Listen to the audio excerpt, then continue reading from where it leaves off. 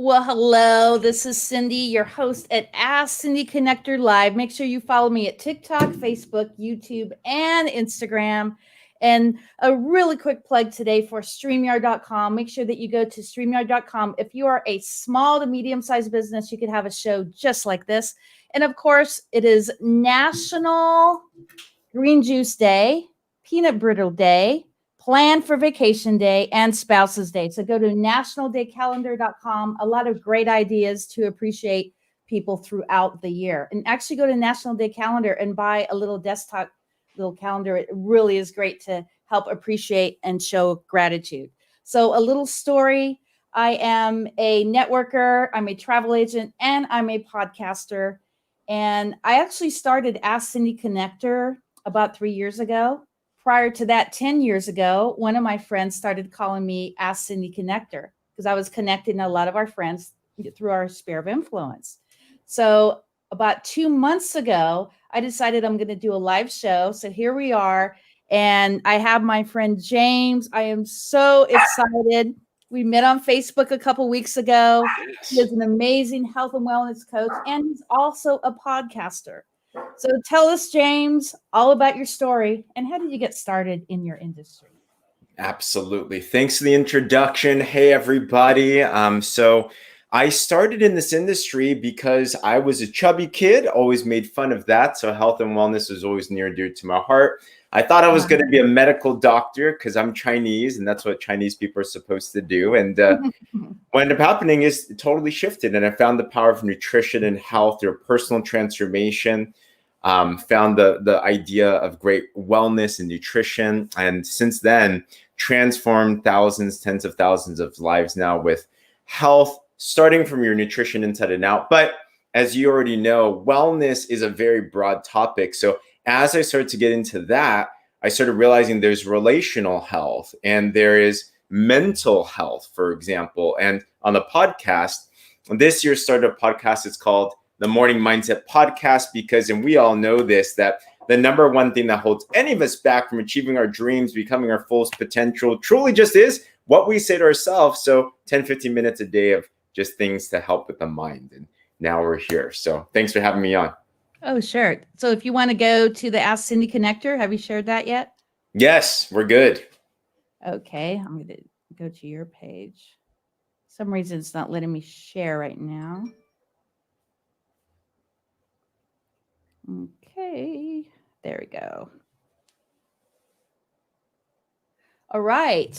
So today we're talking about the 5 love languages. So we have words of affirmation, we have gifts, touch, quality time, and acts of service. So tell us all about the 5 love languages and when did you first take the test? It's a fascinating topic. You know, if you're watching this either live or replay, I'd love to know if you know the 5 love language, what your primary language is, you know? So there's so many of them. And I wish I knew about it earlier, I know. And quick story. So me and my wife, we've been married for 5 years now. I've known her for longer than that. And I think all of us that have been in a relationship, or if you're currently in one, you can probably attest to this, which is we love in different ways, you know?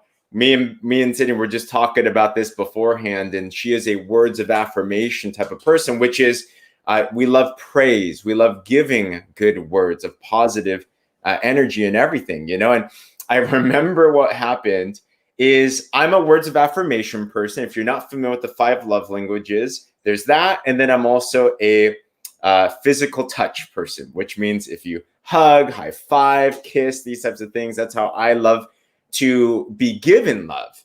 And I remember when I started to date my now wife, I would give her praise all the time. I'd be like, babe, you're amazing, you're awesome, and say all these great things. I would try to hug her, kiss her, do whatever. And also, for those of you that are not in a relationship, you think this is not relevant to you, this isn't any relationship. Obviously, you probably wouldn't kiss your friend, you know, but maybe you'll hug them, high five them. But this was an interesting thing.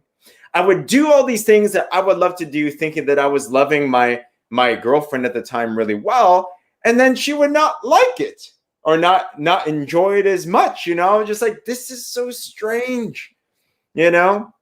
And then I learned about the 5 love languages, and I realized And all of us can probably attest to this, that people all receive and give love in different ways. And if you want to be in a strong relationship, it's about understanding the other person. So that was my introduction. Still learning to this day, honestly.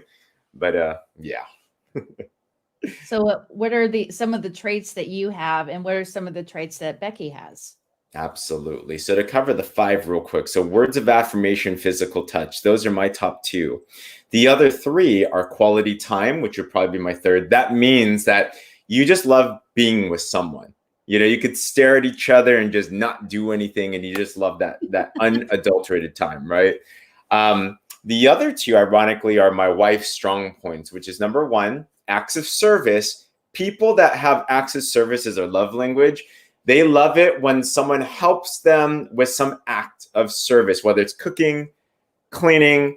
And this is not to generalize. It's obviously way different, but a lot of times, a lot of women I've noticed tend to like that. Why? Because women tend to be super women. They handle everything, whether it's just household stuff or their A-type personalities. My wife is definitely like that. So if I make the bed for her, she'd prefer that over me giving her praise. In fact, when I give her praise, she's like, that's great, but just make, if you can make the bed, that's amazing, right? So there's that. And then the last one, which is also my wife Becky's as well too, is gifts, which is receiving little tokens and things, which I suck at, honestly. And Cindy, you're amazing at it. And it's funny because Cindy, if you don't know, she gives gifts, like it's part of her life, And ironically, Cindy, your love language isn't gifts. So you're a good lover on other people.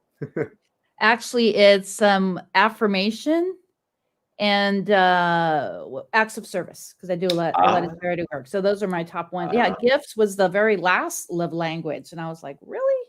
Interesting. And I try to take it every couple months because, a lot of times your mindset is changing on what you want. Yeah. Oh, yeah. Absolutely. And I think it's a fascinating topic. And I'm glad we're talking about this, Cindy, because whether you're in business for yourself or you are in any type of relationship, a friendship, you want to be a better family member, a better lover, whatever that it is, the number one thing in life, regardless of what spiritual background you come from, is relationships. Yes. Right. And especially during these COVID days, we're all locked down. I think one of the big lessons we've all learned is the value of relationships, because we're socially distanced and we can't hug and high five and say hi. And we feel almost this social angst, right? And it's so important because when you start to realize that relationships is never about you, it's always about the other person. Exactly. Right. And the love languages, I think what it really points attention to is getting out of our own heads and our own hearts and trying to think from the other person's perspective. Because loving you, let's say I'm a friend loving on Cindy right now, it might not look the same as loving me. So I need to think about you. I need to think, now I know I'm going to praise Cindy like crazy. I love that because that's my love language. We could do that, So I'll tell Cindy, I'm like, Cindy, I love what you're doing. I love the way you're showing up in the world. And I don't know how you still have energy like you do right now. You've been up since 4:30 a.m. in the morning, but that's because you are a leader in life and you're a giver like that, And then I also know now to go out there and have acts of service as well too. So whatever I can do to serve you and however I can help you, editing this, whatever, like let me go out there and do that. And in all relationships in life, if we can, before acting and engaging with another person, instead of thinking with the standpoint of what's in it for me, exactly, you start to think, how about them? Wouldn't that solve like most of the problems in life, Cindy? Yes. And so as business owners, yes, we want to promote our business, but we want to have a solution for them. So if someone has a problem, we have a solution. So it's more about the solution than really the sale. It comes into a sale. So can you kind of, I know it's a little off topic. We got about like 10 minutes. Yeah. Can you because that kind of has something to do with the love languages as well. So if you're a giving person, True. Absolutely. So the biggest thing in business, and I've been in business for the last 12 years of my life, full-time for the last 9 years. The number one thing that I realized in business and I learned from my mentors is it's a simple saying, but be interested, not interesting. All right. And it goes along the the lines of what the love languages really points to, which is getting outside of our own head. And if we can then start to come from the standpoint of, let's say I sell health and wellness products, for example, if I came to Cindy and I'm just thinking, well, Cindy, I want to sell you stuff. You got to be my client, blah, blah, blah. It's amazing. Like boom, boom, boom. But instead, if I just shifted and I think Cindy, and I start to listen more and I start to understand who Cindy is and understand maybe, for example, she's running around all the time and maybe she needs a boost in energy. And I can come from that standpoint, right?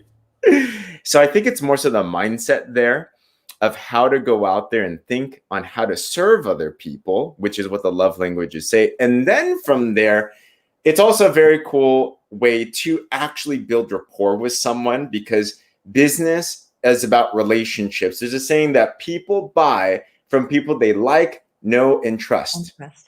Right? So if I can relate with Cindy or anyone else on this line in their love language, immediately Cindy's gonna be like, oh, I like James. He knows me. He understands me. And I can buy something too. Sure, why not? So I think it's important to really understand those love languages. And so you're a servant leader. So can you explain like how being a servant leader is a part of the 5 love languages? Absolutely.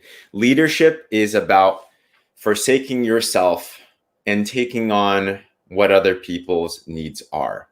Leadership is influence, as John C. Maxwell says, nothing more and nothing less, right? And in fact, leadership is service. It's not a role. It's not a position. It is an act. It is, in the biblical terms, it's Jesus washing his disciples' feet. That's leadership. So when it comes to the love languages, if we are leading, if we are influencing, if we're serving, so I'm just swapping out these same terms. They're almost synonyms, right?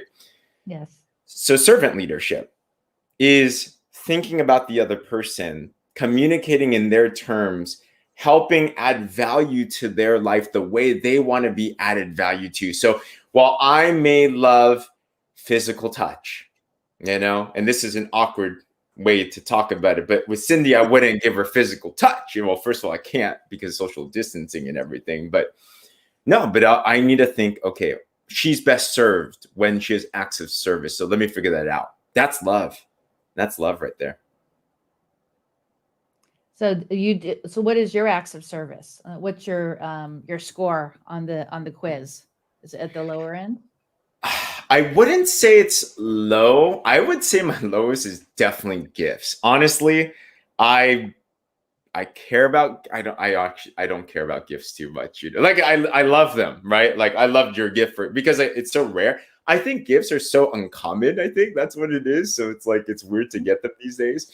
But acts of service, I think I'm okay with those. I love doing, I'm an action-oriented guy. I like to do stuff, so I'm okay. I need to get better. I've been trained well by my wife, honestly, in a good way, so I know that she loves that. So I do whatever I can, to do that.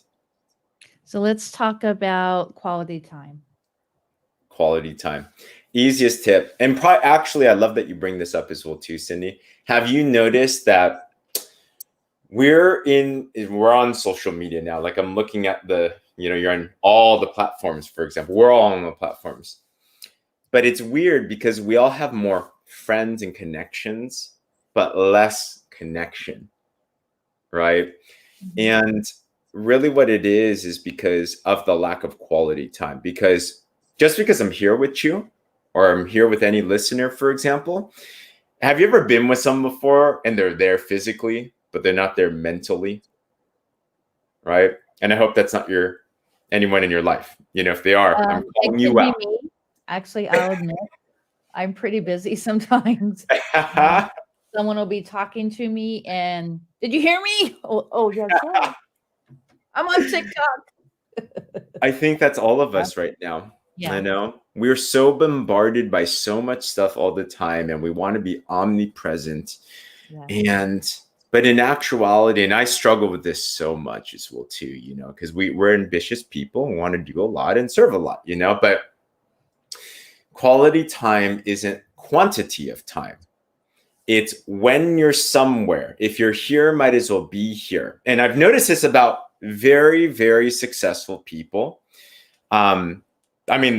the most successful people in the world, right? They're always busy. They're always in demand. But yet, when you talk with these people, it feels like you're the only person that matters in the world, right? And you feel special and you feel like, wow. And it could be 5 minutes, 1 minute, whatever that it is. So I think the struggle with quality time, it's not, if we can rephrase it, it's not, oh man, I need to allocate a whole day out of my life. And that's tough, right? Depends on the situation. But if in this 1 minute, in this 20 minutes that I'm with Cindy and I'm with this audience, it's like, no, I'm all here. Like literally on my other phone right now, it's hard for me to like not look at it because there's all these notifications go up and I get distracted as well too, So simple rules, for example, that are implementable for quality time are to start to get these little checks out there. One thing I implemented this year that I'm trying, and I think could help out a lot of us, is it's like that whole concept of a TV dinner, right? Where the TV's always on, or now it's the phone is always on, right? Put away the phone when you eat with someone else, right? Something so simple but so hard. I will try. I know. Or have little breaks, 10 minutes at a time. And if something's super urgent, right, then go check it. And it's amazing what happens, because also another thing is if you understand the topic of flow state or, getting in the zone or these types of things. And when you're flowing with someone else, something that really gets me aware of this is it's so hard to get back into flow state. I heard it takes like, I don't know if this is true or not, around 20 minutes to really be focused and get into flow state. And the moment you're knocked out by a distraction, it could be a notification, right? It could be a call. It could be, oh, let me check my text. You're out of it again, takes another 20 minutes. It's like that, man, I want to be in flow I think we've flown, like I love this state because this is fun, right? This is when we are fully who we are.